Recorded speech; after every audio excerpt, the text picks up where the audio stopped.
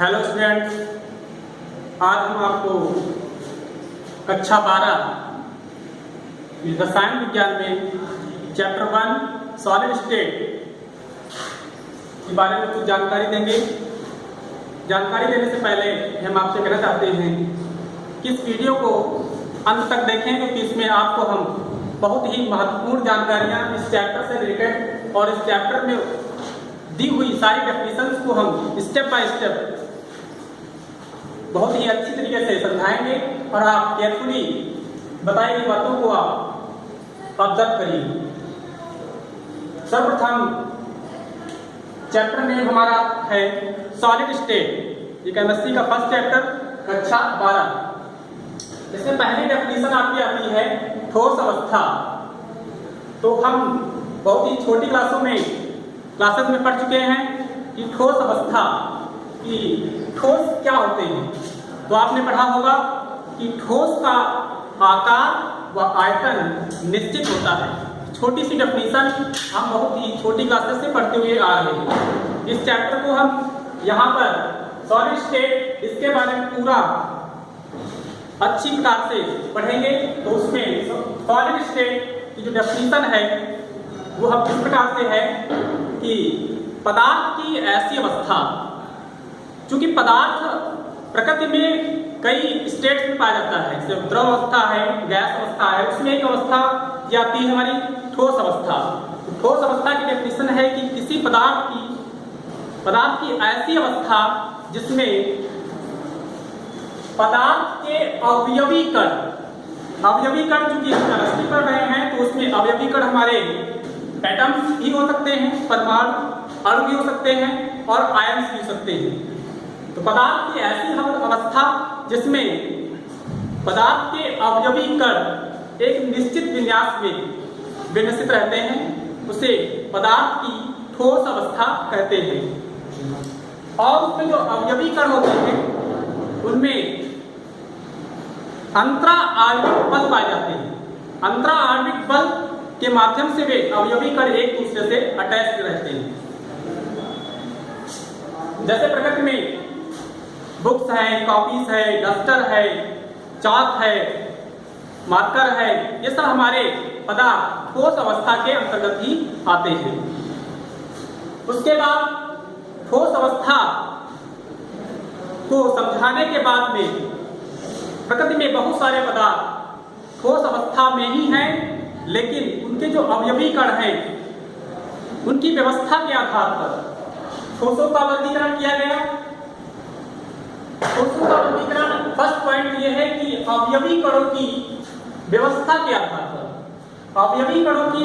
के आधार पर ठोसों को दो पार्ट में डिवाइड किया गया। इसमें फर्स्ट पॉइंट है आपका क्रिस्टलाइन सॉलिड, क्रिस्टली ठोस, दूसरा आपका अक्रिस्टली ठोस। इसमें क्रिस्टली ठोस के बारे में आपको डिटेल्स बताएंगे। क्रिस्टली ठोस वे पदार्थ होते हैं जिनमें पदार्थ के जो सबस्टिट्यूएंट्स पार्टिकल्स मींस अवयवी कण जो होते हैं, वे अवयवी कण हमारे परमाणु हो सकते हैं, अणु भी हो सकते हैं, आयन्स भी हो सकते हैं। वो एक निश्चित विन्यास में विन्यसित होते हैं। जैसे हम देखते हैं कि ईंट का चट्टा लगा हुआ है, तो उसमें ईंट के चट्टे में हमारी ईंट 1 by 1 एक निश्चित विन्यास में रखी हुई होती है। तो इस प्रकार के जो सॉलिड्स होते हैं उनको हम क्रिस्टलाइन सॉलिड्स कहते हैं। इसके बाद दूसरा पॉइंट आता है अक्रिस्टली ठोस। अक्रिस्टली ठोस ऐसे पदार्थ होते हैं जो ठोस तो दिखाई देते हैं, बट उसमें जो अवयवी कण होते हैं, उनके जो अणु, परमाणु या आयन्स होते हैं, वे निश्चित विन्यास में विन्यसित नहीं होते हैं। तो अक्रिस्टली ठोस जैसे हमारा प्लास्टिक है, रबर है, ये सब हमारे अक्रिस्टली ठोस कहलाते हैं। इन्हें हम अतिशीतित द्रव भी कहते हैं। क्रिस्टली सॉलिड का जो एग्जाम्पल है, जैसे एग्जाम्पल तौर पर NaCl है, KCl है, ये सब हमारे क्रिस्टली सॉलिड्स या क्रिस्टलाइन सॉलिड्स की ठोस के अंतर्गत आते हैं। इसके बाद में जो सॉलिड स्टेट का जो वर्गीकरण किया जा रहा है उसमें फर्स्ट पॉइंट हमने बता दिया है कि अवयवी कणों की व्यवस्था के आधार पर सॉलिड्स को दो पार्ट्स में डिवाइड किया गया है। Number 1 crystalline solid, number 2 amorphous solid. इसके बाद में अगर हम बात करते हैं कि अगर हम बेस उनके बीच में जो बंधन बल होते हैं, जो अंतराणविक बल होते हैं, उसके आधार पर अगर हम सॉलिड्स को क्लासिफाइड करें तो उसमें उसका क्लासिफिकेशन 4 पार्ट में किया गया है। 4 पार्ट में पहला पार्ट आपका है आयनिक ठोस, दूसरा पॉइंट आपका है सहसंयोजक ठोस, कोवैलेंट सॉलिड, इसे नेटवर्क सॉलिड भी कहते हैं। इसके बाद में तीसरा पॉइंट आपका है आणविक ठोस, इसे इंग्लिश में मॉलिक्यूलर सॉलिड कहते हैं। और चौथा पॉइंट आपका है धात्विक ठोस। धात्विक ठोस मींस मेटालिक सॉलिड। तो पहला पॉइंट हम आपको बताते हैं आणविक ठोस क्या होता है।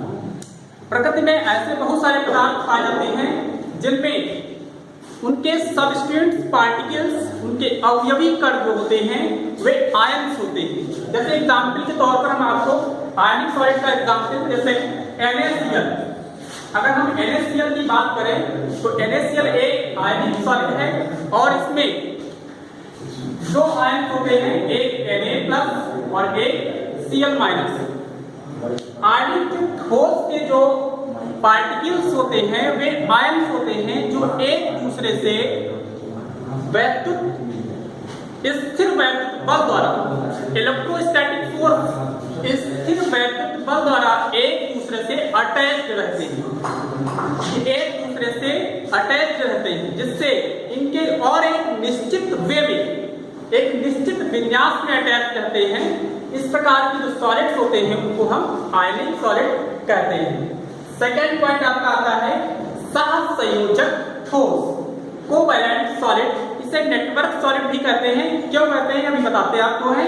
उससे पहले सहसंयोजक ठोस की जो डेफिनेशन है वो इस प्रकार से है कि सहसंयोजक ठोस ऐसे होते हैं जिनके अवयवी कण, परमाणु, अणु या आयन एक नेटवर्क में विन्यसित रहते हैं और इनके बीच में जो केवल परमाणु एक दूसरे से सहसंयोजक बंध द्वारा जुड़े होते हैं। जैसे एग्जाम्पल के तौर पर ग्रेफाइट, डायमंड, ये सब हमारे सहसंयोजक ठोस कहलाते हैं।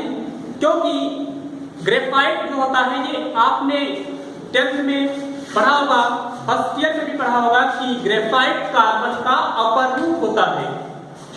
अपर रूप होता है मीन्स इसमें जो कार्बन के एटम्स पाए जाते हैं और कार्बन के जो एटम्स होते हैं वे एक दूसरे से कोवैलेंट बॉन्ड द्वारा जुड़े होते हैं। इसके बाद डायमंड जो आता आपका है, डायमंड की कार्बन का ही अपर रूप है।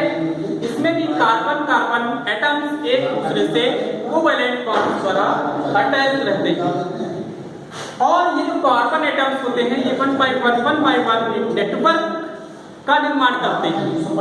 इसलिए इस सॉलिड को नेटवर्क सॉलिड भी कहते हैं। इसके बाद आपका थर्ड पॉइंट आता है आणविक ठोस। आणविक ठोस मॉलिक्यूलर सॉलिड। मॉलिक्यूलर सॉलिड की बात करें तो हमारे प्रकृति में बहुत सारे ऐसे सॉलिड्स आते हैं जिनके जो अवयवी कण होते हैं वे मॉलिक्यूल्स होते हैं, अणु होते हैं। मॉलिक्यूल्स होते हैं वे एक दूसरे से वैन डर वाल्स फोर्स द्वारा एक दूसरे से जुड़े रहते हैं। ये वैन डर वाल्स फोर्स एक वीक बॉन्ड होता है और इसका जो एग्जाम्पल जैसे ठोस CO2 है, बर्फ है, तो इस टाइप के जो एग्जाम्पल्स हैं इनमें जो अवयवी कण होते हैं वे सभी मॉलिक्यूल्स होते हैं, अणु होते हैं और वे एक दूसरे से weak van der Waals force द्वारा जुड़े होते हैं। इसके बाद में लास्ट पॉइंट है कि धात्विक ठोस, मेटालिक सॉलिड। बहुत सारे मेटल्स हम देखते हैं प्रकृति में जिनमें जो उनके अवयवी कण होते हैं वे मेटल्स होते हैं और वे मेटल्स एक दूसरे से मेटालिक बॉन्ड द्वारा जुड़े होते हैं। बहुत सारे मेटल्स जैसे कॉपर है, एल्युमिनियम है, सिल्वर है, गोल्ड है, ये सारी मेटल्स हमारी धात्विक ठोस में आती हैं क्योंकि इनके बीच में मेटालिक बॉन्ड होता है। इनके जो एटम्स होते हैं, इनके जो परमाणु होते हैं वे एक दूसरे से मेटालिक बॉन्ड द्वारा जुड़े होते हैं। तो ये आपकी सॉलिड स्टेट में हमने इस वीडियो में सॉलिड स्टेट में इतना सारा आपको जो टॉपिक बताया गया है उसको केयरफुली अपने नोट्स के रूप में अपने पास संरक्षित कर लें। धन्यवाद।